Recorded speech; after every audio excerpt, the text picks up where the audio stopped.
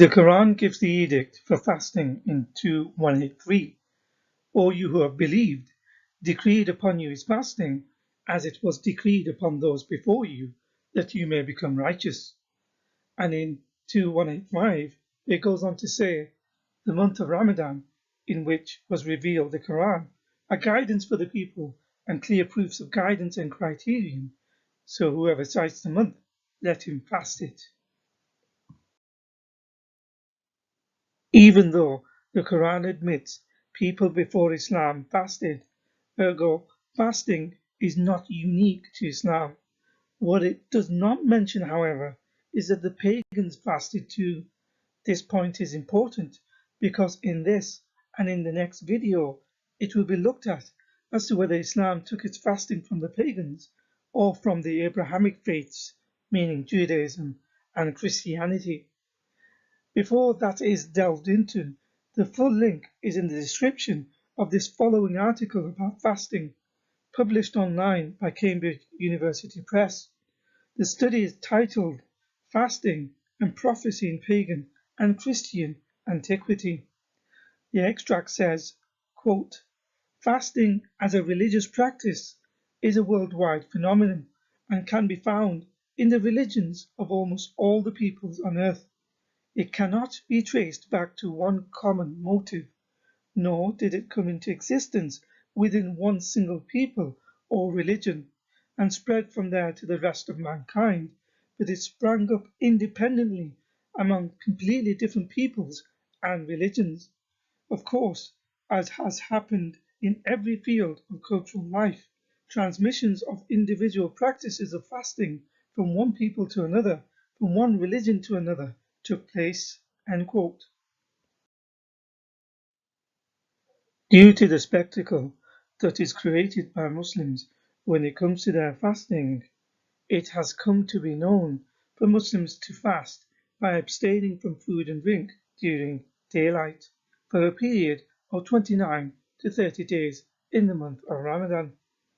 What is not so well known, to many non-Muslims at least, is that they are also to abstain from sexual intercourse, smoking, intravenous therapy of any kind, including injections, and not to take any medication whilst they are fasting, even if it is for a headache, or able to take any multivitamins or supplements.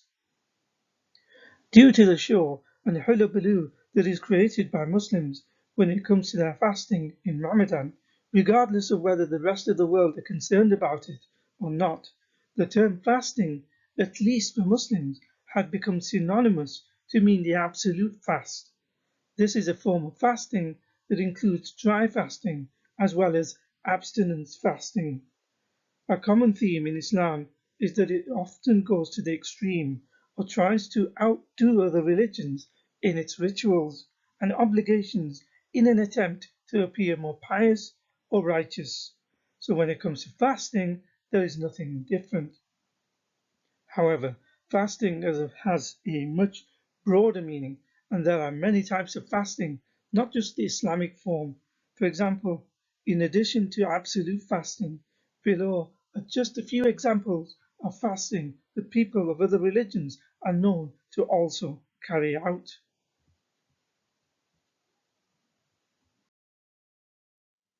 Evidence in the book Islam the Honest Truth. The problem with imposing an extreme form of fasting on its adherents is that it often produces undesirable results and behavior, ranging from excessive binge eating, wastefulness of food, extravagance in spending, impatience, anger, increase in violence, lethargy, lack of productivity, danger in not being able to carry out certain jobs properly. There are health effects due to the duration, in addition to the impracticalities due to the geographical location. This was explained in the previous video. For example, the link is in the description on some of the medical harms, although bias cannot be eliminated as it was conducted by a Muslim researcher called Naina Mohammed from the Dubai Health Authority, titled Islamic Fasting Associated Adverse Health Effects, a Review. A section within the abstract says, quote, on the other hand, some studies have mentioned a few health problems associated with Islamic fasting, such as headaches, heartburn, constipation, dehydration, decreased sleep quality, and anemia, which may occur in some fasting individuals during Ramadan. End quote.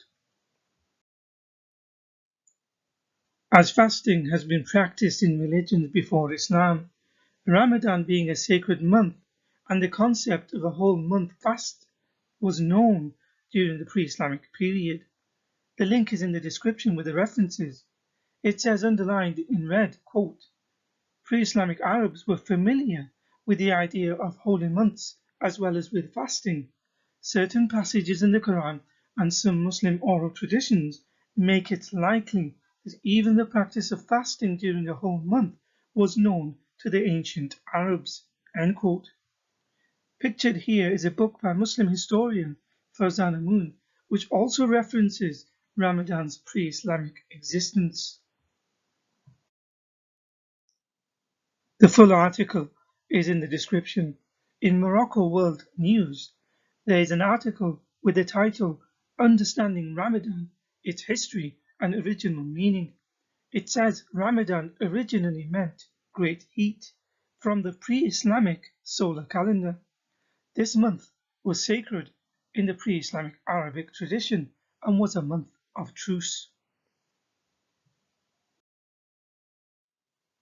Although Ramadan was a sacred month long before Islam, and fasting as a religious ritual has been practiced by pre-Islamic pagan Arabs, possibly introduced to Arabia by the Iranians.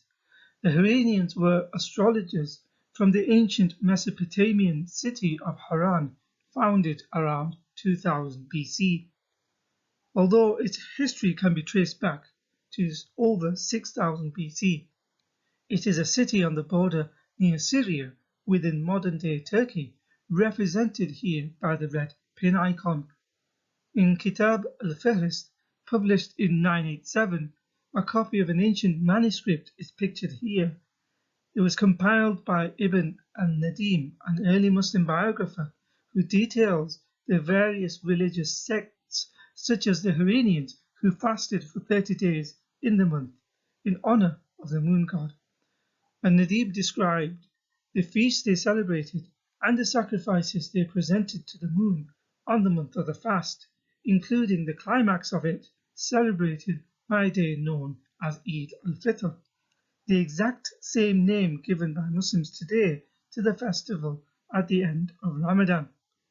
He was not the only one. Another early Muslim scholar by the name of Ibn Abi Zinad also speaks about the Iranians, saying that they fasted for 30 days and looked towards the south in the direction of Yemen when they prayed 5 times a day. In the book Islam the Honest Truth, there are copious amounts of evidence, whether from early Muslim scholars to historical evidence linking Ramadan to a pre-Islamic fast practiced by pagans. Just to give an example, something that is often commonly denied by Muslims is that Islam has many similarities with Hinduism, though this is not always apparent at the surface level. In regards fasting, if it is remembered that Islam tends to try and outdo other religions in an attempt to appear more pious and righteous. So in this case, in Islam, fasts are mandatory in the month of Ramadan, and the fasts are absolute, as opposed to, say, partial fasts members of other religions might employ, such as within Hinduism, where the fasts are optional and are less restrictive than in Islam. However, just as in Islam, the fasts can also be from dawn to dusk. Also coincidentally, in a month called Ramayana, the devout keep fasts in veneration of their god Ram, pictured here. Also, just as the Muslims do in this month, they would also make generous donations in charity, help the needy, and engage in worthy causes. The faithful would gather at temples to recite their holy text. The entire text is read in around a 30-day period. They would begin on day 1 till the last day of the month. Within Islam, the entire Quran is recited in the month of Ramadan in the mosques, starting from day 1 till the end of the month. Even in modern times, Ramayana is celebrated and is closely connected to residents of certain Muslim countries. The full link is in the description. In Times Now News, the title says Muslim majority countries and their connection with Lord Ram get special mention in PM Modi's Ayodhya speech. Also, whether they are actually connected or not, it is interesting that within Hinduism there is a term that sounds so suspiciously similar to Ramadan called Ramadian. The term is contracted from Rama, from which the deity gets its name, which in Sanskrit has several meanings, including rejoice, pleased, also the one who shines in the heart, and Dhyan means to meditate. Thus, for Hindus, Ramadhan came to mean a time to meditate on God. So, in conclusion, fasting is an obligation for Muslims within the month of Ramadan. However, its origins have a pre-Islamic existence. Fasting has been the practice amongst people since antiquity in various forms. Islam adopted the extreme type of fasting. The reality is, imposing such a fast often has the opposite effect. They are often more harmful and counterproductive. A common pattern within Islam is that it tends to opt for the more extreme forms of rulings, practices, and obligations in an attempt to want to appear more pious and righteous than others. Islamic fasts have parallels to fasts that exist in other religions such as the Iranians and also Hinduism.